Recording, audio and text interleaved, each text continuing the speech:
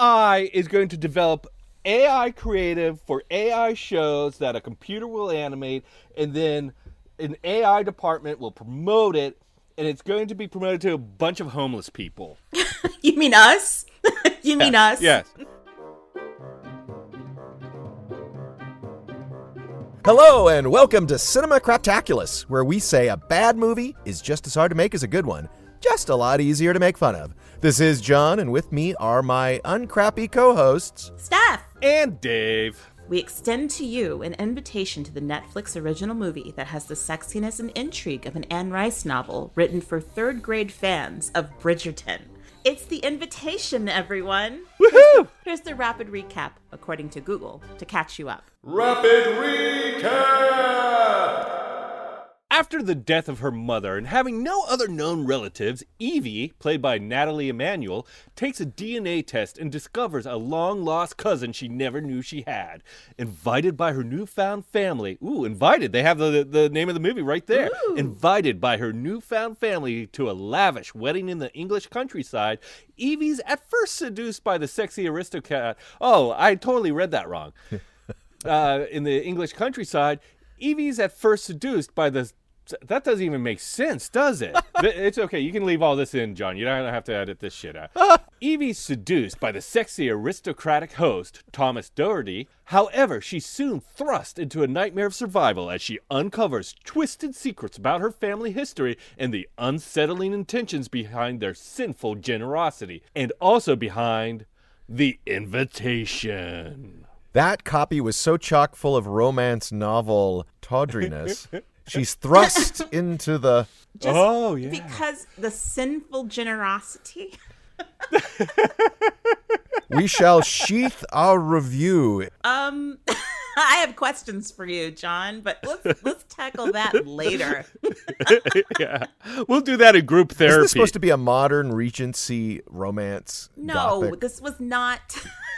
It was for the first half. Yeah, it was very much like a dream of, the modern woman is to be, I guess, swept away into some Downton Abbey-esque kind of life of luxury and upstairs, downstairs, drama, money, possible racial things going on. I have something to say about that, but we'll get to that later. With a little bit of Emily in Transylvania. Yeah.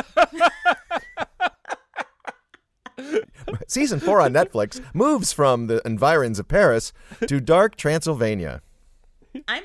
It's interesting that Evie wasn't like an influencer or something. They my opted not gosh. to take the easy route. It's usually a writer for a magazine, an influencer. Well, no, wait, I'm thinking of Hallmark romance Christmas movies.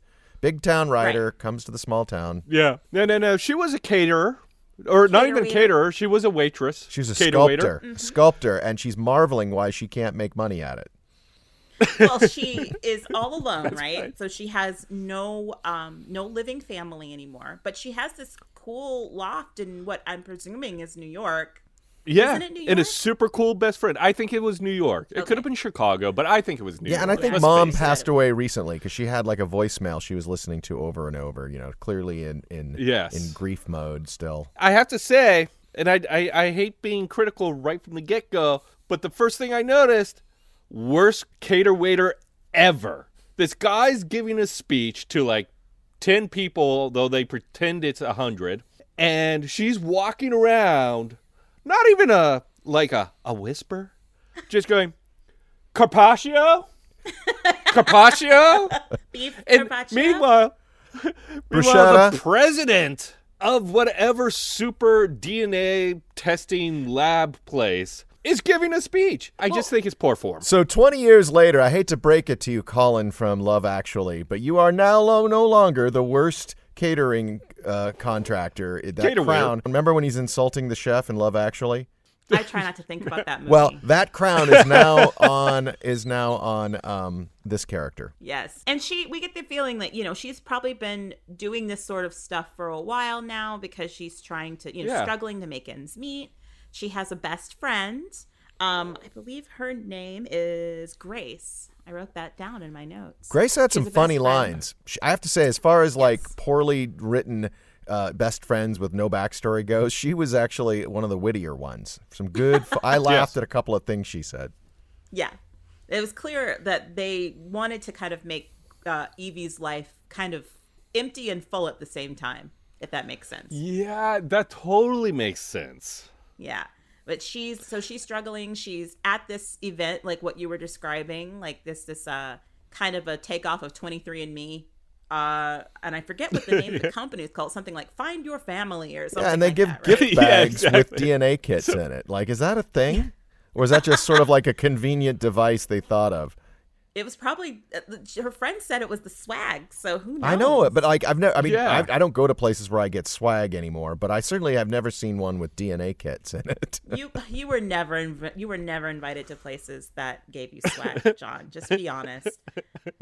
That was one invitation that never existed. And that was someone else's swag bag. It was. So Evie's friend gives her the swag. She goes home. We get a little bit of her empty life. Her mom's gone. Her dad's been gone for some time, both dead. And she decides on a whim to go ahead and she's putting together her ceramics. We gotta talk about that. She has like a half ghost scene with no Sam Wheat, no Patrick Swayze, but it's just her making on a spinning wheel. What are those things? A little vase bowl? or something. Yeah, a little ceramic bowl on a little spinner thing. And she uses the little slicing wire thing, which is important. The movie starts out with a flashback. We learn how far the flashback Oh, that's is. right. And there's this woman in the manor of this Downton Abbey type place that is not enjoying life right now. So she decides to end it with piano wire. And to ensure that she actually does break her neck, she grabs a bust, from like the marble collection. That's what that was. I don't know what that It's It a was. little extra extra weight. weight. It's like wearing cement shoes when you get thrown in the river. Got it. I thought. Because, you got to make sure that Excuse neck me, let me breaks. put You on don't, my no more. cement shoes. Yeah, you know what? you don't want to be hanging there uncomfortable. You want that neck to really break. I think cement shoes now should have a Nike swoosh. I literally thought she was holding it like a baby, so I thought they were saying, "Oh, she's missing her child." Whoa, But that's I think a stretch. oh God, she was holding it like a baby, so I just thought, oh, a baby was taken away from her. You guys, the people who cannot see your faces, have to know what kind of expression these two men gave me when I said, that's a stretch. They both are just like, oh my God. Like, Stephanie, you're being so mean. No. My first thought was it was a pun because when she jumped off the thing, she stretched her neck. Oh. Well, here's the thing. I've never seen somebody die by piano wire, but I thought it would just take that whole head off like a sliced olive. But I anyway, thought it would do that too, but this is a PG-13 movie. that's the opening of the Yes. movie, and then we Painfully. cut to what's her character's name? I forget. Evie. Evie. I kept thinking her character from Game of Thrones. Speaking of heads coming off. Missandre? Because there was Missandei and Missandre, and I can't remember. Yes, beheading. No, I like that actress. I hadn't seen her in much since Game of Thrones. Obviously, very good American accent. I'm always impressed by that. Yeah, her accent was spot on. I didn't even realize she was British or some other. That's what they want you to say. Well, the DNA brings in the British. It's like the British are coming as soon as that DNA kit gets out to the world quick. Yes. Yeah, she's like, I'm all alone. I might as well give a conglomerate my DNA information. Right. And then immediately she gets like an email from some guy who's like, hey, cousin, hey, guess what? I'm in New York. Let's go get lunch. And I'm like, what the fuck? I mean, okay, I in know. real life, like, would you go meet somebody who purports to be your cousin who you kind of can follow but not really? It all popped up. If you've ever done the Ancestry, the names pop up. And so she probably saw the name. And at least when the guy called identify himself as said name, she at least could say, well, at least he got the name right. If he's a fraud, if he's a catfisher. I'm sure when he calls with that British accent, would like to have lunch. I'm in New York. She's like, well, he seems legit. Here's the thing. They jumped into the family thing way too quickly because he's like, oh, Cousin Evie. And then she's like, well, I don't know, Cousin Oliver. First of all, did they name him Oliver so that they could make the slight Brady Bunch reference to Cousin Oliver? And they constantly call him Cousin Oliver? For I all think those so. people under 30 who are watching the movie who would have no clue to that connection. Exactly. Like, who is cousin Oliver? It doesn't matter who's watching the movie. It's who's writing it is the references are for. Right. I guess so, because this clearly felt like a movie for people who had no idea, people who are fully unfamiliar with Bram Stoker's Dracula, because there were so many. Normally you would call them Easter eggs, but they were so blatant that it didn't feel like an Easter egg. It was like They were Easter bowling balls. yeah, like we're going to New Carfax Abbey, and like, oh, I know that. That's where Dracula was hiding out. And like, oh, we're gonna see Jonathan and Mina Harker. Okay, well, that's a tell. They don't meet them until later. They're the old people, so we'll get to them. Yeah, but then they just pop right. They say their names very quickly. Yeah. Hi, this is Mina Harker. That's Mina Harker, as in the Mina Harker from Bram Stoker's Dracula. Bram Stoker's Dracula. I said Bram Stoker. I just made him a porn star. That's the knockoff. Yes. Peter North played Jonathan Harker in that one. For people who are listening, Jonathan Harder. We're getting out of chronology here because if they're following along, we've jumped ahead and spoiled it. We need to get little Evie to England and all of the spoils. Yes, that's true. All the spoils that show up for her right out of the gate. That meeting, though, the initial meeting she has with Oliver is so crazy to me. Like, I understand that, yes, they want to get her on the plane. They want to get her to the story. But it felt very much like, he was just too convenient to me. Like, I mean, she didn't have any sense of self-preservation. Yes. Not. Well, the one thing I liked is her friend was like, remember, call me every night. I want you to report in. I want you to tell me everything. And I liked that part because otherwise he was too eager. He was thirsty AF, as the term may be today. And I think... And I apologize, we can cut this if this is offensive, but if I were a black woman and a white rich man was like, hey, come on over, you're family now. Come on over to England and I'll fly you out. And no, be alone. Don't bring anybody. I'd be a little skeptical. I'd be a little like, you're going to be locked up in the cellar. Right?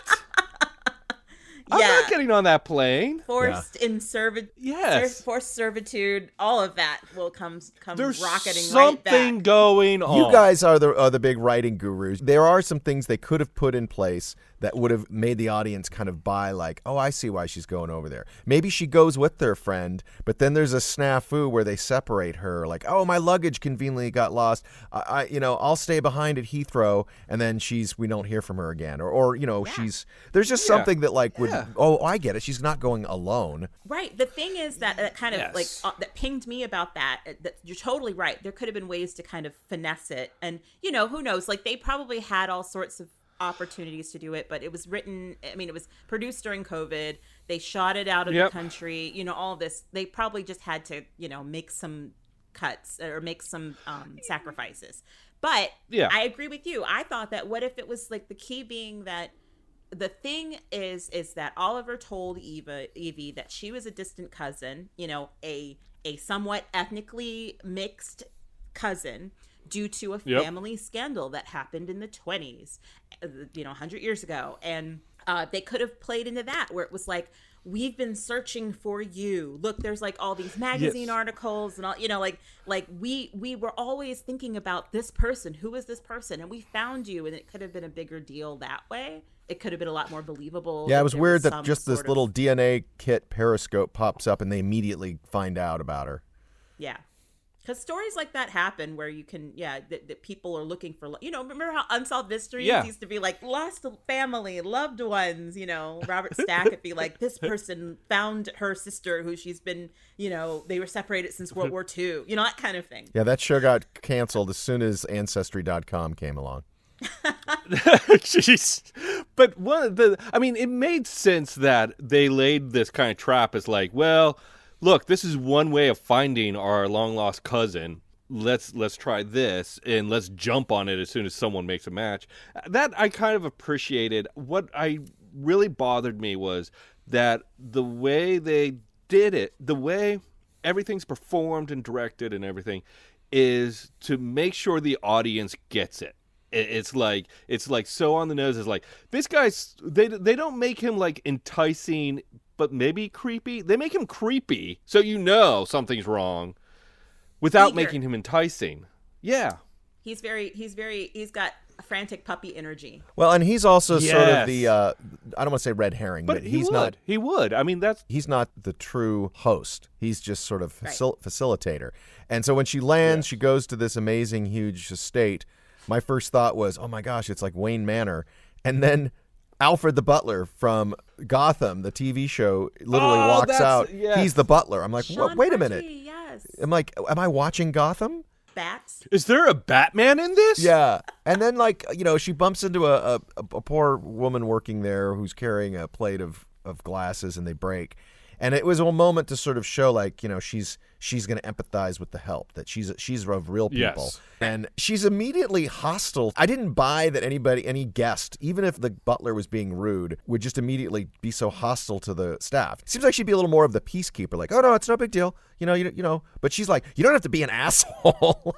Oh, because he was being an asshole, though. Yeah, but he was being an Nobody asshole. would call that out. Nobody would say to you, you literally set foot as a guest onto this estate and immediately cause waves with the help while Maybe defending she the feels help. like she has nothing to lose. I guess. And she's a cater waiter.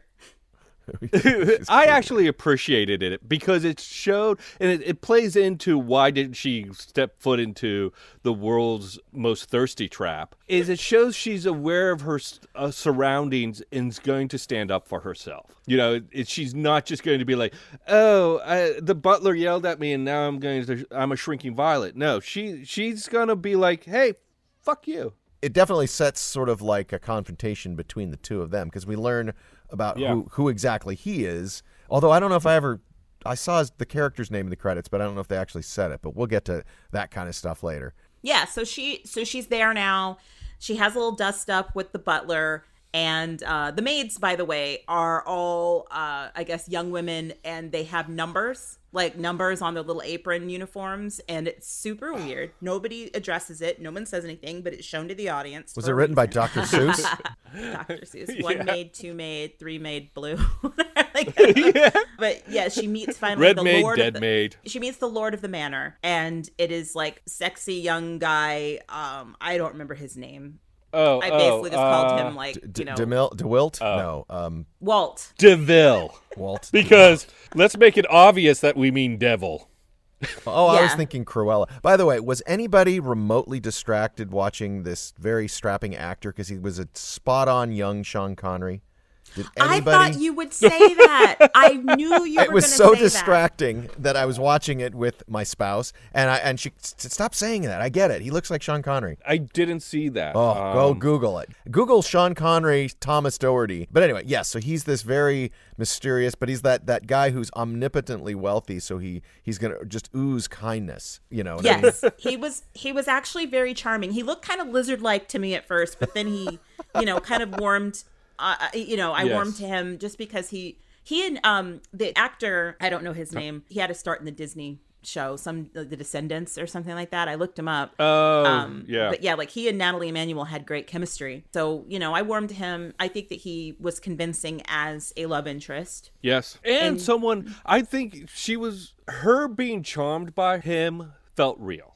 Yes. Yeah. It was ridiculous, but also at the same time, it did feel like, oh yeah, I could see falling for him because he's not being super creepy at the same time. He's just being charming. Well, and if we're following in sort of the footsteps, if we're going in sort of these Hallmark Lifetime, you know what I'm talking about, these Princess Diaries. I want to see a Hallmark's take on this movie. If we're following in those tropes, Like Holiday Vamp. they did a good job of making this unbelievable relationship believable because the audience has to believe that. I apologize. Can I just tangent real quick? We need to come up with a game show called Make It a Hallmark Movie, where you take regular movies and then repitch them as a Hallmark movie. Maybe it needs to be a YouTube channel. I don't know. There's something there. If you want to make it a Hallmark movie, just make everybody white.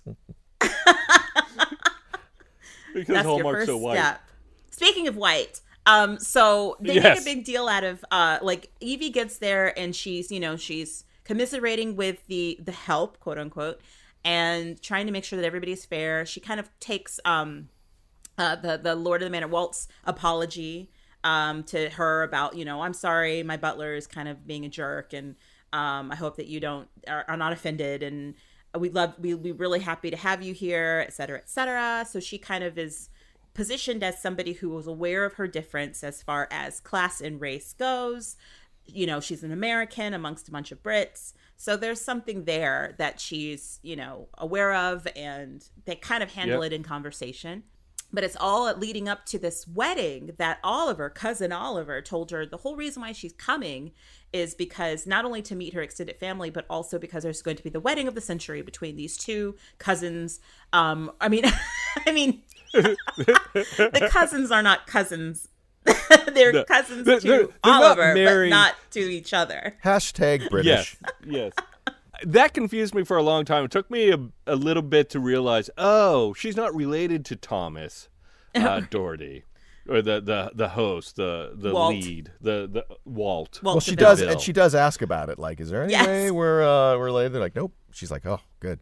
Yeah, I think that's when I realized. I was like, oh, he's just someone else. But you know, so they shift over to the evening, and immediately things go creepy. And I guess I immediately have this like defense that comes up, like, why do you stay there? Why, you know, it's the old Poltergeist, you know, Eddie Murphy routine. Like, this place is great. Yeah. Get out. Too bad we can't stay. You know, right? It's like she's obviously terrified of something, and yet just wakes up the next morning going, "Boof, that was weird."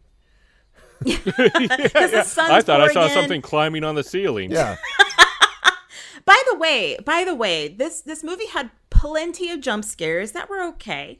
Lots of, you know, creature like creeping in the dark, and you know, you see a hand or you see a claw, you know, whatever it is, squeaking. But like, I could not see a thing. It was so black and muddy, and like I couldn't. I don't know, like, if this is another one of those things that we're dealing with here in the 21st century with like the dark scenes being too dark. Because I couldn't make out a thing. I was like, I don't know what I'm looking at. The characters are screaming at something. I can't see it.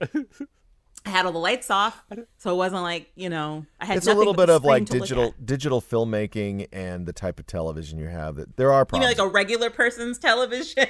Yeah, exactly. A regular like, you viewer. mean a standard television that people watch? This really was meant for it drives me nuts. For a 1978 Magnavox. 4-3. Hey, Craptaculars, we'll be right back. And now back to the show. I agree with you. I think that it was very dark, and right out of the gate, there were just things, you know, when you watch horror movies, you wonder, like, when are things going to get weird? And I wouldn't have known this was a horror movie if it didn't say in sort of the masthead on the you know, Netflix, horror, thriller, whatever. But because if you're watching it, and it would be cool if nobody knew this was a horror movie, potentially, and we're just watching it thinking it is like a quirky romance movie, because it would be a fun sort of from dusk till dawn moment where, you know. Didn't they do that with this other movie that was similar? People were getting this movie confused with another one called Ready or Not.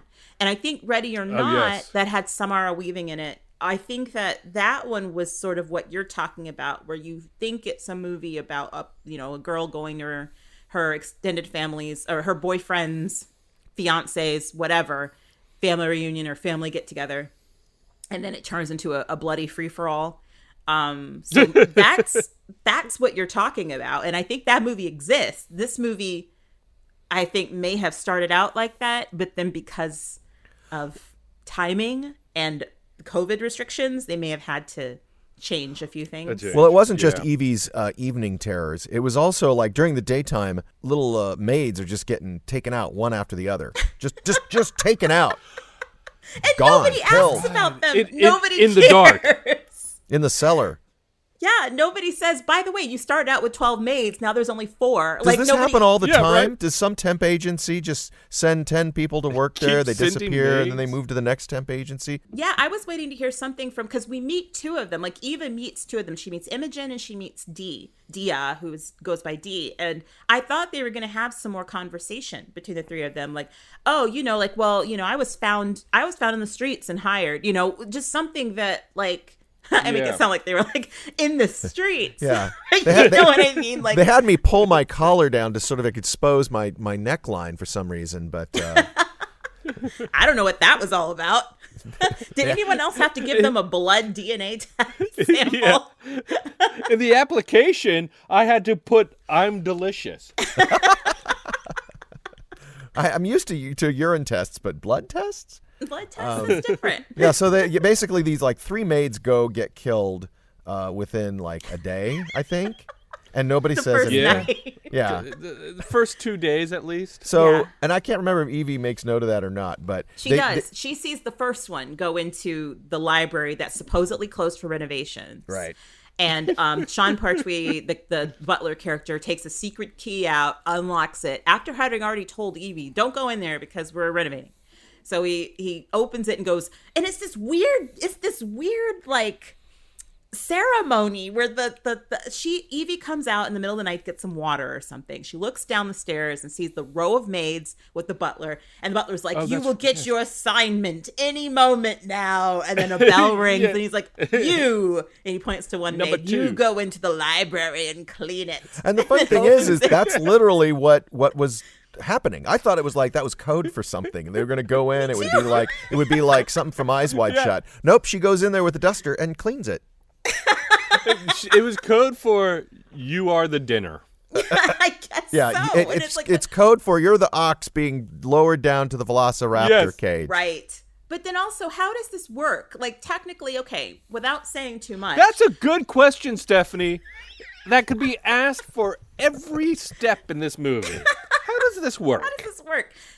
The creature that is feasting upon these young ladies, does it make a choice? I mean, like, is it like, Yes. I feel like eating Samantha, like I don't know what's going on.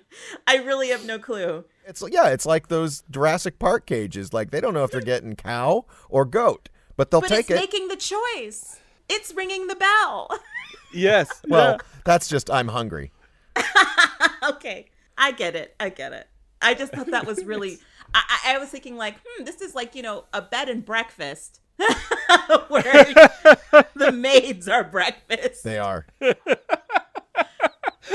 They make the bed and then they're breakfast. I can't recall if Evie and Count Chocula, whatever his name is, I can't tell if the host, if they've gotten together yet when they, no, I don't, well, they have this big pre-wedding party with fireworks, and that's where he really puts on the schmooze and the romance. Yes. And she's introduced to another set of cousins of hers. Are they They're of hers? called the Maids of Honor, which is weird because there's only one maid of honor. And one is Lucinda, call me Lucy. Here we go. And I don't know, the tall one, I don't remember what her name was. Drusilla. She was from or- Mr. Robot. She was. That's right, she was. But it's like they're kind of this odd couple of literally an odd couple. They like one's polite and short, the other one's tall and rude. Mean. And They're like the Wednesday and Wednesday's friend from the show Wednesday. One's kind of like dark and brooding and mean, and the other's like bright and effervescent and blonde. Dave, did Netflix pay you to promote that show during this podcast? They did. And now They we'd did. like to thank They one of did. our sponsors, Netflix, for tolerating our reviews Bringing over us the movies last we 10 don't years. want. For not suing us for 10 years of defamation. Well, anyway, so yeah, there's this big party. He wows her. We can just cut through this. They have sex. Yeah, they smoochy woochy. It's fine. They do. I guess they have sex after the smoochy woochy. I should. Well, that's long. That's like a couple of scenes later because she's got to have a weird ass spa day with the other that's two right. ladies. so weird. And nothing's really revealed there except for like, you never ask Walt how he like has been so successful, or you never ask Walt about all the money or where this comes from. It's just kind of weird that they would ask her that if they already know what's Yes. happening. Well, and they're Right. they're playing with the audience because the person who's doing the manicure is like clipping, and the cuts are so that that's right. it's very unnerving because you're just waiting for like the tip of the cut. finger, and I know where it's going because I'm like, oh, okay, someone's gonna want that blood. Yes. I that scene with the nail clipping, I don't know why, but it angered me. It angered me in a deep part of my soul where I was like, F you and your clever little finger close-ups and snapping of the fingernails with each like phrase that I think it was Lucinda was talking about. I don't know why. Maybe it could have been just like nails on a chalkboard to me. It could just like a personal. I think it's a good horror device. We all have cringe moments in movies where toes and fingers are in peril. It angered you. It angered me. Yeah, so the cat's out of the bag. I mean, it's not really, but it's sort of like, okay. Well, I think we get at this point that there's some weird creature vampirism afoot. I think we get it. At this and then point. Lucy sucks her finger. Right. That's exactly the moment where it's like, okay, they like blood. All right. I always find that the like grossest thing blood. because I just think of just what door handles has she touched? Did she wash her hands after she went? And then so that always grosses me out the most. Just someone sucking someone's finger. No, not sexy. Not sexy. No, like, I just, one of the things that I kind of put into this, into my notes here was that it felt a little bit like the plot needed Evie to be in certain places. It needed her to be in rooms. It needed her to be in conversations. So she just ended up there. And the spa day and the conversation that takes place at spa day, completely unnecessary. Like, we don't need to have that go on to get, I mean, yes, we needed some information, but we didn't need it to be just given out like that. Logically, those women would not be telling Evie all that information. Well, that's the thing about this movie is I felt like all the moments were just sort of dropped on our lap. Like, we're supposed to have a scary scene, and so we're just going to, she's going to go to bed, and immediately it becomes scary. And immediately there's jump scares. So you're right. And then when we get to the, I don't know if I'm jumping too far ahead, but when we get to the wedding. No, don't worry about it. That is just the biggest scene that is just dropped. I mean, there's no sort of slow build to it. It's just the cards are just thrown on the table haphazardly. Like, here you go. The rehearsal dinner was the reveal, the big reveal scene, right? When they go to dinner. At this point, like, Walt and Evie have had sex. Walt's like, maybe we should get married. As and she's like, sure, and like, just kidding, that kind of thing. And I'm thinking that wasn't a joke. Like, I'm already ahead of you. Yeah. I already know what's going on here. And they go to this thing. Well, first of all, they had a moment where Evie asks Lucy, like, oh, where are the bride and groom? I can't wait to meet them. And Lucy's like, oh yeah, the bride and groom. We're all right here. Right. And I was like, that was ages ago. So I already know what's going on here. And then they have the rehearsal dinner. And sure enough, Walt's like, I'd like to make an announcement. Evie and I are getting married. And everyone's like, oh, wonderful, and there's like dead things that they're eating on the table. And then this is a moment that really, really, really angered me. Okay, so they're at the dinner table and everyone is like, a 9-course dinner. There's like place settings that are very elegant. You've got like 20 utensils for everything that's coming. And he makes the announcement, and then they're like, let's have a drink to toast. And they take one of the maids, they cut her throat, and pour her blood now they're down to into like a one goblet. Yeah, I don't know who's going to they're down to one maid. That, no one's cleaning up after mansion. this. And as soon as that happens, there's this great shot of Evie in the foreground, and she's watching this go down, like, down the table a little bit, which is completely out of focus. So you're like, oh my God, it's such a great shot because you're like, you can't quite see what's happening to the maid, but you know what's happening to the maid, and you see the like disgust and anguish on Evie's face, which is so amazing. And then as soon as that happens and the blood is in a goblet, they all start eating as if they're dogs. They're like putting fruit, they're smashing fruit into their face and making it all bloody. They're like eating the meat by hand, like ripping it off with their hands and shoving it in their face. And I'm like, that is so fucking weak, guys. Like, we get it. They're animals. You know what would be terrifying? If they cut off her hand and just started eating it with a knife and fork, as if hey, what happened to the stocks today? Did Disney go up? Yes, it did. Oh, delicious. Oh, this is delicious and very fresh. I love it. My compliments to the maid. Mwah.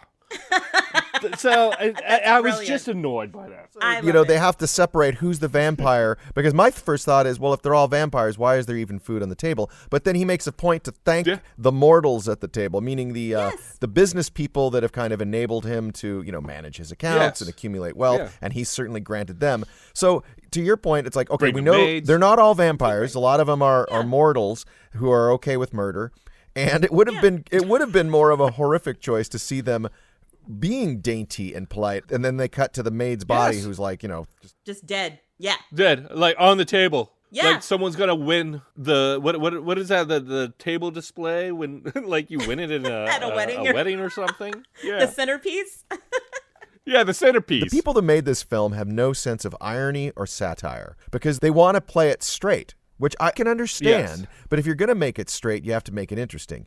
Obviously, that someone probably thought of, oh, well, what if we just had everybody eat and be polite as this? But that would be satire a bit. Again, I go back to, it felt to me like there was a push and pull between the making of the movie and the editing of the movie. And they made a movie that might have been super creepy and kind of like Ari Aster's Hereditary or Midsummer or like what's that one with Bruce Willis, I See Dead People, The Sixth Sense, where the creepiness just sinks into you and you're like just disturbed. So there's moments sometimes, and I really applaud that, but then there's those moments like where they do the jump cut editing or like the dark, you can't see anything scare. Some visual choices that were Some visual choices that that were just a little weaker, but more standard, more like within the language of a horror movie. Yeah. As opposed to taking chances. And that just really bothered me because it looked like there were some some originality or bright moments in it. The whole concept of it being about, so in case you haven't guessed, at this point, the whole reason why Evie's there is because the families ran out of women for Dracula to marry or whatever. Walt, he's not being called Dracula, but he pretty That's much right, they should were be all Dracula. boys. He's Waltula. Yeah, like Waltula.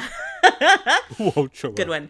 Like him being able to marry somebody who was from one of the two mortal families, or three mortal families, I don't know, that have been helping him through the millennia or whatever. And they ran out of women for him to marry. The last one killed herself, so they needed to hurry and find somebody from that family tree. Yeah, and all the offspring were males up until now. Right, that was their problem. So like, and I guess they're not very progressive because they could have totally had him marry a man and it would have been fine. That's true. That's true. I mean, what does he need them for? It's like if he has, the whole thing is like he needs 3 brides to make their power the strongest ever and make everybody immortal and everybody rich and all of that. But it's like, or really 2 brides and a power bottom. Wah, wah. Dave, you're fired. As I should be. Speaking of Richard Roxbury, who played Dracula in that ridiculous Steven Sommers Van Helsing with Hugh Jackman, the reason for the brides is so that he could, have little bat babies, hundreds of them. So it was a fertility necessity. But they didn't say that. No, and this it was just they're moored in 17th century Transylvanian sexual politics. They haven't evolved. Yeah. And it sucks because it's like, I was thinking there were many moments. It raised a lot of questions for me because I was like, well, all right. So Evie becomes one of his brides. They have to do the blood exchange at the wedding, which isn't happening yet because that's at the climax. But like they have to, once she becomes his bride, she lives forever. But they obviously can walk around in the light. Like that was one of the things they said. They were like, they even do there's so many misconceptions misconceptions about our kind, aka, didn't you see Lost Boys? They should have just said that. Didn't you see Twilight? Then they should have given us some rules. They did say, there's a lot of misconceptions, but then they never said, well, this is the way it really is. Or no, she still had to sleep in a coffin. Which was like, why? Like, what? Why are you in the basement? Like, why are you hiding from the sunlight if that's fine? And when she talks to Lucy and Lucy's like, oh, will you take me to New York? She's like, yeah, let's go. She's like, that would be great. I'm like, that doesn't sound so bad. I mean, like, with the exception of like, I honestly was thinking, would it be so bad for her to convince Walt to maybe we should start taking money, get something set up so you have blood donation. Like, instead of killing people, just set up a foundation that will take some of the unused blood donations and give it to you before it spoils. That kind of thing. He has the resources. This company does exist. It's called the Red Cross. But yeah, like homeless people get paid to donate their blood and nobody gets killed. Right. I mean, or even set it up because, blood can't last forever either. So, like, if it's something that's going to be disposed of, give it to them and they could drink it and they'll be fine. And it's like, use a little foresight here. And if you ever get bored of it, like, just hang yourself, apparently. So, I mean, I can't say that. Yeah. We need a trigger warning for Sorry. Give the guy, like, a bunch of Blade comics, and just Blade makes it work, right? Yeah. I mean, like, it's fine. Yeah. Daywalker, like, whatever. It doesn't matter. Like, I mean, she's making a big deal out of this when really there's a lot. She's making a big deal out of seeing this maid get murdered and everybody drinking her blood. I mean, just she could have handled it a little more. Put a little more thought. She could use her privilege and her power to put a stop to that and say, listen, you guys are doing things the old way. You need to do things now the 21st century New York way. I like it. And I also think it's too bad at the end because they have a little button at the end that they didn't say there that, like, she inherited all the money because everyone else died in the family. She's the last, like, possibly. I don't know. Well, let's get to that in a second because that is a question. So, yes, Evie was tricked. She was bamboozled into marrying Walt Dracula, and he turns into a vampire, which is hilarious. His nails get long all of a sudden, and he keeps going on like, I can be true. It's just like what we were saying in bed. Like, we can, all the lies are gone. Now you can see me for me. And she's like, oh, this is horrible. You're killing maids, whatever. And then the brides are like, she tries to leave, and he's like, no, you can't leave, obviously. The other two brides are like, sleep in this coffin. You'll be fine. Just shut up. And then this mother maid who was like, I guess the housekeeper or whatever of Carfax Abbey, she decides that she's going to rescue Evie because she was best friends with the lady we saw jump off the balcony at the beginning. And she knows that this family is warped and evil and wants Evie to survive. So she frees her and goes, I will get what I deserve. Don't worry about me. Just run. And so Evie runs, starts her, she has like a battle with Sean Pertwee, locks him in the ice house, and then tries to go into the little town. And when she gets to the little town, she sees this old lady in her house. Help me, old lady. Yeah. And old lady's like, oh, come in, dearie, or whatever. And her husband's there. You need some tea. Yeah, I'll make you some tea. And it's all creepy and, like Hammer film-esque. And then the lady gets on the phone. Oh, there's a young lady who says she's escaped from New Carfax Abbey. Yes, it's me, Mina Harker. That's my name, Mina Harker. And my husband, Jonathan Harker. And I was like, okay, guys, you've gone from Easter egg to omelet surprise. I didn't know they cast Audrey Hepburn as Mina Harker, by the way. It was her great last performance.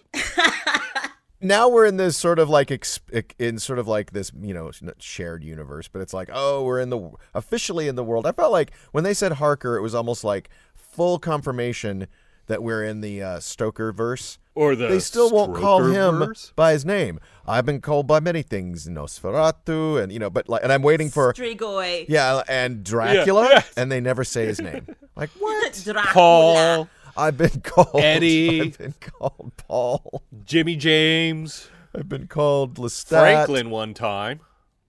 Count Chocula. Yeah, it's like they dance around the one name that matters. For like, what does copyright only exist the minute you use the marquee name, but all the other characters are open season? I don't know. I don't know why they hesitated. I don't know. I think we got to get to the end of this. Yeah. That's what I said about 5 minutes in. Yeah, right. But so she goes through with the wedding, and I thought I liked that. It felt like everyone was going to go, oh, she's going to try to escape. She's going to try to escape. And she was like, nope, turn me into a Dracula. Make me full on Dracula. I'm in this to win this, baby. Let's get married. That's a direct quote from the movie. Yes. And it sounded like you just stop playing audio from the movie, Dave. I'm sorry about that. Talking. And so Dracula's like, okay, and he, turns her into a vampire or starts the process of vampire. Letting her drink his blood. Yes. And so she gets super strong. It's but like she knows what happened super because soldier Lucy serum. told her this. Yes. So Lucy was like, don't worry, I'm a bitch, but you'll also get super strong. We don't have the budget to show my superpowers, so I'm just going to take my word for it. Yes. Yeah, but exactly. But take our word for it when we say this gets really epic really fast. It does. She drinks that blood, y'all. Well, her fingernails get a lot hardier. Nice and pointy. And she's got the veins that pop up in her face where that's a vampire. It's just that whole thing, like, when people get super strong, they get powered up, they do like the neck pop and like I am now 10 times stronger than I used to be. Oh, beast mode. And that was basically what she did. By the way, contrast how cool that is compared to like Brad Pitt's experience in Interview with the Vampire. He just sees statues with eyeballs now. That's like that's what he gets. Whereas she gets all this cool things. He's like, wow, I have vampire eyes and I see the world differently. Big difference. I'd rather have the superpowers. So she powers up, right? She hulks out. Yeah, she tries to save because they brought Dee, the maid, her friend, her newfound maid friend, down as an appetizer, I guess. And so she goes, I want her next, and she goes and. But at this time, Dracula Walt is like very, very weakened. He's weakened, because that's yeah. what happens, And he's laying on the ground, right, yes. like, where are you going, my love, or whatever. And he's like, I'm going to eat this maid, we think. But instead, she unties the maid and knocks over the candelabra, remembering that helpful Lucy, or somebody, no, it was the, not Lucy, it was Mrs. Swift, the housekeeper, said, you can only kill them by fire or beheading or impalement. She gives those 3 things. Like, remember this. There's 3 things you can do. And we, the audience, want to see all 3, by the way. And we do. And we do. Yeah, we do. We get to see all 3. But first of all, she knocks over that candelabra, and the place goes up like it hasn't seen water in 100 years and was doused in gasoline just before. I mean, like, if 20 candles fall over onto the floor, onto anything, you could go over and just be like, put it out, put it out, put it out, put it out, put it out, put it out. Get a blanket or something. And then, get anything. But no, the whole altar goes up. The priest goes up. Yeah. Yes. It's like, was there like a pool of varnish that it just sort of like, it went up. What you don't know is vampires hate fire and moisture. And vampires are so bad at thinking on their feet. The nearest vampire to Dee would have just grabbed her, ripped her head over, and just squeezed her blood like a fire extinguisher all over the flames. Boop, put it out. No, vampires are they're like opossums in the headlights when something like that happens. Something does not go as planned. They like show the other brides, like the mean bride and the blonde bride, and the mean bride is like sitting there over Dracula because they're screaming because Walt's. Evie took something and stabbed him with it. Stabbed him in the heart or stabbed him in the torso. It was a nesting doll that conveniently has a spike in the middle of it. Oh my God. Are you serious? Yeah, yes. That's what that was? Yeah. Yes. Okay. I've seen a lot of nesting dolls in my life, believe me. Never seen one with a big spike in the head in the final one. Wasn't that planted there for Evie? Right. Get rid of all the sharp things you can fall on. Yeah, I was like, this is a vampire house. Don't put any stakes around. Like, come on, guys. Yeah. I would love a vampire movie where a vampire lives in a house of metal. Instead of wooden stakes. Yeah. Yeah, instead of like wooden stakes. God. Okay, so we determined then that he was stabbed with the nesting doll that was like this icon that she was given when she got there. Evie was handed as a gift, and it shattered, and she used the spike to kill Walt Dracula. Right? Well, and then there's a little bit of like the sisters helping each other. So Lucy steps in and stands up to her bully cousin. And you're not the boss of me. I'm tired of you bossing around. And doesn't she? I forget, what does she do? Does she? She pushes her into, because they have a claw fight. So Right. here's where Claw things fight. get kind of weird. Okay, so everybody's This? superpowered vampire fight. Yeah, like Walt Dracula's on the ground. Everybody else is burned up, presumably. The human cousins have fled and or succumbed to the fire. And Eva tries to take Dee back into, like, to get her to escape, the maid. And she's followed by her mean Dracula cousin who wants to fight her. And then they have a vampire fight that is basically just flying around with their nails out, scratching each other. And saying stuff like like a 1985. Yeah, like, you don't understand the TV power, movie. or like, you can't do this to people. You don't care about history. Like that was what this vampire fight was. And just when we think that Evie is going to be overcome, Lucy shows up and is like, I'm going to stand up to you and Yes. mean cousin, and we're both going to die. So she runs and impales them both on A something. convenient spear. Right. That's like part of a statue or Spear of something. convenience in a Dracula house. A spear of convenience. That's a +4. Roll a 1d20. Clunk, clunk, clunk, clunk, clunk. A natural 20. Okay, you stab you both. Because Lucy stabs herself, kills herself. Yeah. Trying to kill the mean cousin. Right, but she said, "This is over. We're done. We're done. Yeah. Let it end here, or whatever." I guess she came to her senses. I don't know, but it was pretty cool because it was like Dracula fight, vampire fight. But it's not over. Vampire fight. It's not over. The brides are dead, but guess who comes walking in? Walt Dracula, I'm going to guess Walt. Yeah. looking like a totally different man. By the way, he doesn't look like the teen Disney guy who we had. No. He looks like, I don't know who he looks No, like. he looks like John Mahoney from Frasier. I was going to say Charlie Rose. Like, I don't know. And he's like, how dare you, whatever the shit. And then they fight. Whatever the shit. And I kid you not, straight out of 1993 Mortal Kombat, Liu Kang kicks him into a fire. I wrote, she does the crane kick to Dracula into the fire.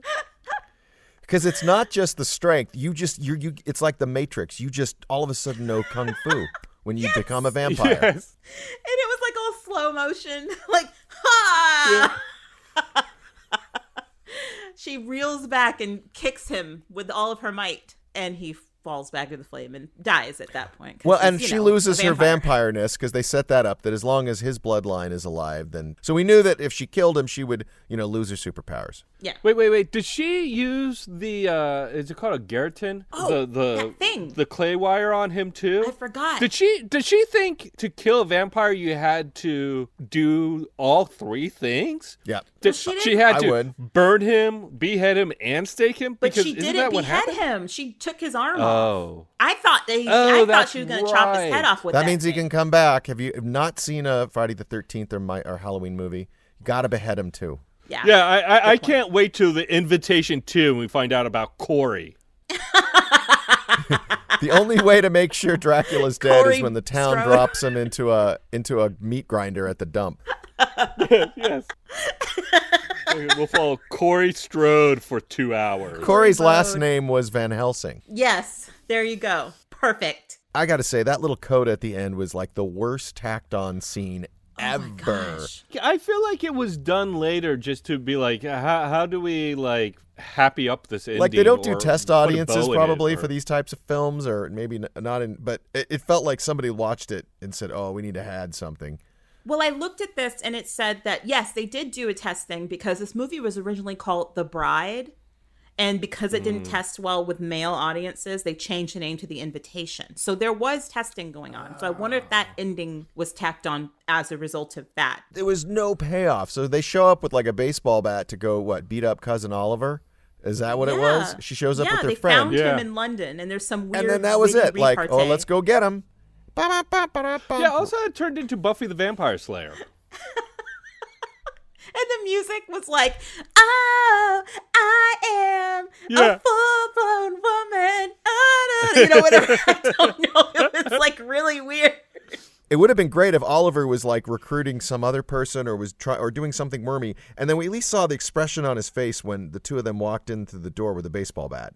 Boom, roll credits. That would have been fun. No, I think that they just like everybody was in masks. Like they could, like we cannot film in the same location with that many people, so we have to just chop that up. Yep. Omicron surge had just came up right at the end of filming. They're like, shit. Okay, I have something to add here. That is important. Okay. And so keeping with this, the idea of it being that thing at the end, the coda at the end, there was something that was just bugging me throughout this entire process where I was sort of like, okay, I know the movie was written and directed by two women. A woman wrote the script and a woman directed it. And they made a big deal about making this movie very female forward, and all the people who were like in leadership roles were women. And I could kind of see how that could be. A lot of the story points, a lot of the elements, it was from a female point of view.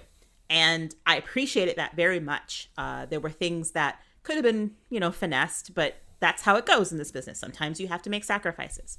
But the thing that bothered me the most about this was it felt very much like, okay, I hate to say this, but the two women who were the writer and the director were white women. And they made such a big, deal in the conversation about it, about we're dealing with class and race and gender. And I'm like, well, how much can you deal with race if you're not accustomed to doing it that way? So I looked it up, and according to the actor who played Grace, the best friend, her name is Courtney Taylor. She said that in one of her interviews about the movie, she said that too often Black characters are tossed into horror flicks. They feel inauthentic and placed in last minute. And I was like, ding, ding, ding, ding, ding, ding, ding, ding. That's what it is. But Taylor says both the script and the actress's own intervention kept these characters on par with their more natural reactions.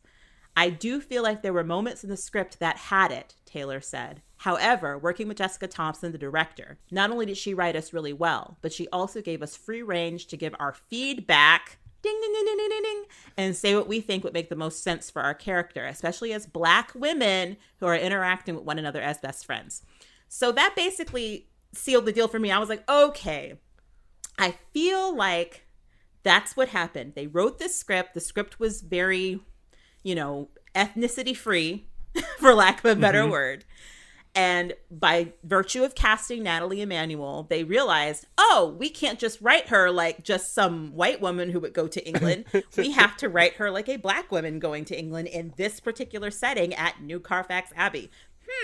I wonder what she would say and do. Let's try that. And the actresses had to say, no, I don't think that's what would happen. So you have these really minute fixes that kind of address the difference, but it's just not, you could tell that this was, the skeptic in me, the jaded asshole in me is like, I feel like at a certain point, these women who who wrote and directed it were like, yeah, we'll just make her Black. Wouldn't that be amazing? And it's like, well, you have to be more informed than that. And I think the actors helped to bring them across the finish line.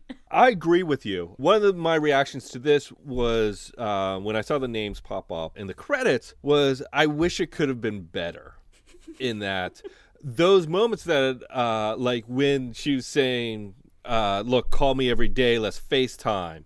And when she said, he's a fucking asshole, those were moments that stood out as like surprising and against the usual grain of a horror movie like this. And I always appreciate that. But then it sunk into like, I think standard fare for the most part. And that really frustrated me because it was like so on the edge. And it wasn't,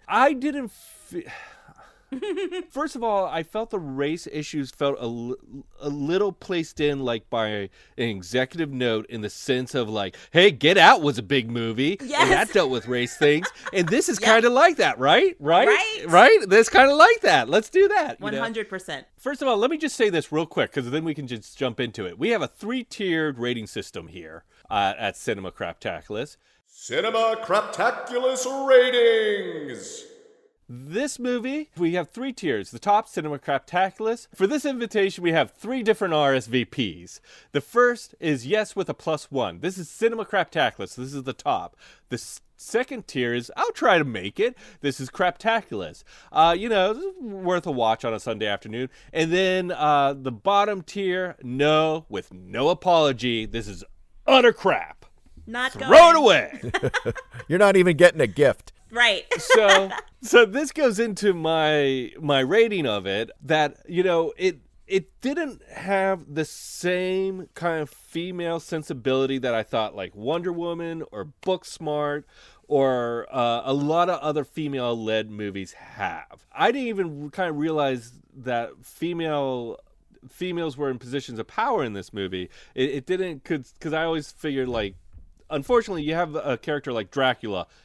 That's the leader, no matter what. And so, I'm sorry, I smell poop. My dog pooped.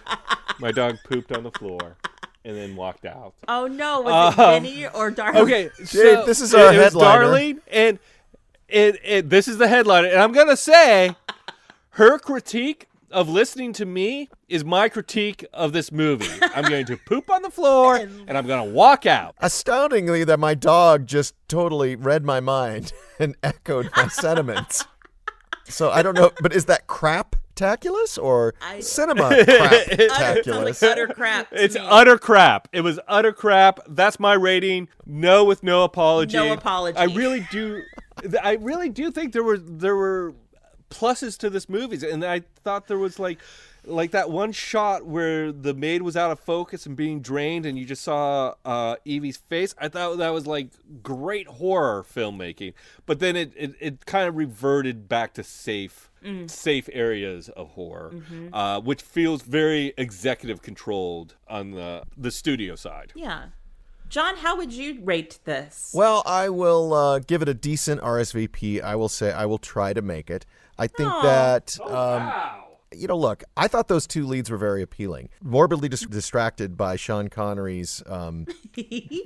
Secret son. Secret son. Secret grandson. But no, I thought that Emmanuel was really, I hadn't seen her in a while, and she's really appealing. So I was enjoying sort of the journey up until then. Like I said, I liked the byplay with her friend. I thought that felt, for these types of sort of romantic comedies, because that's what it is up to the first, third of the film. I liked that. Would have liked to have seen more of her. Like I said, maybe they should have flown them together, and then she gets diverted somehow, and then that's how you, but anyway. Or eaten. Eaten, yeah. No, I wouldn't want her Yes. killed. No, we wouldn't have the payoff at the end. Okay, well then she would have, yeah. Or She would have been the one at the... they both dress like Evie, and they both act like Evie, so they like take turns being Evie. It would be like Freaky Friday meets Dracula. There's a couple things that I will make a film from being okay to better to great, and it's the cleverness. It's the cleverness of how the hero or heroine gets out of a situation, is either rescued or rescues someone else, and how the villain is vanquished. I felt like those are the areas where I think the film kind of fell apart. Is the reveals were ham-fisted, and I think the dispatching and problem solving could have been more well thought out. But I think for people who are fans of horror and people who want something kind of in the sexy horror, But I will say it's funny how this film goes out of its way not to have nudity. It's PG-13. We're in a post-nude world where I don't know if it's Me Too or intimacy coordinators are too pricey. I don't know what the deal is. But there's so many moments where you kind of expect there to be nudity, and there just isn't. I'm talking about like just broad nudity. Not, We can't oppress women by revealing their bodies in... not even men. In ways they don't want. I thought we'd see Count Waltula's butt or something. Nope, nothing. Waltula. And so I think if you want a lot of gore, I think you have to wait till the end. You get a little bit. But yeah, for a Saturday afternoon, it's fine. It's not Downton Abbey. It's not Bridgerton. And it's not Bram Stoker's Dracula. It's a little bit of each. It's a little bit country and a little bit rock and roll. Yeah. I would give this also a Craptaculus middle of the road rating. I will try to make it. That's my RSVP to the invitation. Listen, we all know when someone says, I'll try to make it, you're not seeing that person. But I'll send a gift and my sincerest apologies if it doesn't happen. But here's the thing. I agree with what you're both saying. I thought that, yes, Nathalie Emmanuel is fantastic in this movie. I think that they both had perfect chemistry, her and Walt Dracula. And even the supporting characters were pretty good too. Like, I thought that the housekeeper, Mrs. Swift, was good. I thought that the 2 maids who we befriend, Imogen and Dia were fine for their roles as well. There were some nice little touches in the movie, and while I don't fully agree with what you're saying, Dave, about like the visuals, because I thought the visuals made things a little hard to see and hard to suss out exactly what was going on. I just wanted things to be clear. Maybe I'm getting old. So you mean the non-visuals? But I appreciated the take. I appreciated the idea of it being a story about a woman who's trying to find her family, discovers she's a part of this horrible setup, and finds herself at the end and decides to use those powers against her assailants. So there's something there that's cool. And also the effort that went into introducing the idea of, a black woman, a partially black woman who is able to find herself in this world and still make it through alive. Like, that's pretty cool. The one thing that I wish they could have shored up a little bit more was just, it felt a little disjointed in places. There were some decisions that were made, like we had mentioned before, like kind of, it felt a little shoehorned in, like, hey, let's make her black, without really thinking about what that means, and not really giving a little bit of lip service to it, but not really spending time on that. Because let's face it, they probably just didn't have the time. They didn't have the money, and it certainly was under, the pressures of trying to film this in COVID in Europe, because I'm sure they had to film in Europe, and all those things that go into that. But that doesn't excuse not being able to, first of all, putting that weird ending, that weird epilogue. I don't like that. And I wasn't altogether sold on the Easter egg hunt of the Bram Stoker universe. Like, I kind of was like, that, does nobody here know anything about Dracula? Does nobody here care except me? Like I felt like I was ahead of everyone. But that is what it is. And I do want to say, before we're finishing up with my rating, the wardrobe choices were really, really cool. Like, I liked the dresses. I liked the costume when they go to when she arrives at the toast or whatever, the very first night, he gets her like this dress that I call like the naked dress, because it was like, first of all, it looked too small. And then second of all, it was a gold tone. So it was like, he knew what he was doing. He was like, I'll get her a naked gown. That way she looks the way she'll look. It was a setup through and through. So there was that. I liked Lucy's flapper style because she was from 100 years ago. And the flamboyant, I had Dracula's flamboyant dinner costume. That's what I wrote down. He had like something with spikes on the, like his collar was like a popped collar, and it looked like spikes. It was like very old school Dracula without being a full cape and all that stuff. That was cool. And of course, like the Outlander t-shirt. I wasn't the only one who saw that, I bet. She was wearing an Outlander t-shirt to bed her first night at Downton Abbey. So she was living the dream. And just in general, Nathalie Emmanuel's personal style, I really like. I liked her septum piercing. She kept that in. She had her tattoos. Yep. It was just a very, I don't know if that's her or if that's Evie. I think that Evie was the character she was inhabiting, but it makes her look very cool and stylish. So those are some really cool wardrobe choices that helped me to kind of keep it like, okay, I'll try to make this one. This invitation, I won't say no. This is the first time we've actually commented on costuming on any film we've ever reviewed. I had the time. I feel like I have to say, you know what? I'm going to change my rating just a little bit to, I'll try to make it, but I'm not gonna. You'll just say it just to, give it lip service. Just say, sure. Yeah, exactly. Because I think everything you guys said had salient points. I agree with it. So I just had like a very negative reaction. I should go back and do some math on how many times the person who reviewed first in our trio, who gives it a bad review, changes their review by the outcome because of the other two who were kinder. That happens a lot. Oh, I do have a question for you guys, though. Wolves. Yeah? Wolves? What? Wolves. Wolves? She asked if there were wolves, and Walt said no. Yeah. Right. Like, we don't, Americans, we don't have wolves. Great Britain hasn't had wolves in forever. And then Sean Pertwee says, I will feed you to the wolves. And it's like, wait, so are there wolves? We know that there are wolves, at least as of 1982. Huh? Because of Werewolf in London? Yes. That was 81. 80. And then they moved to Paris. That was the seed for the sequel. We're going to hunt werewolves after this. Oh, Got and then it'll be full Twilight trilogy at the end with the wolves Evie and the her vampires. friend are going to go after every Universal monster character there is. It's going to be Evie and her friend meet Frankenstein. Evie and her friend chase the mummy. That's the sequel. There you go. Wait, what was the butler's name? Because you guys said like we'll get to the butler's name, or it was in the credits. Coleman. Ask Jeeves. It was Alfred Pennyworth. Do you think that What? actor? No. Do you think that actor was so excited to get the script and then like, oh fuck, another butler? He knew what he was doing. Hey, when you've got a lane and you can speed in it, stay in that lane. Yes, very true. Very true. Well, thank you for joining us on this Cinema Craptaculus journey. This is Stephanie, and ever present with me are Dave And John, watching Dave do some funny things on Zoom.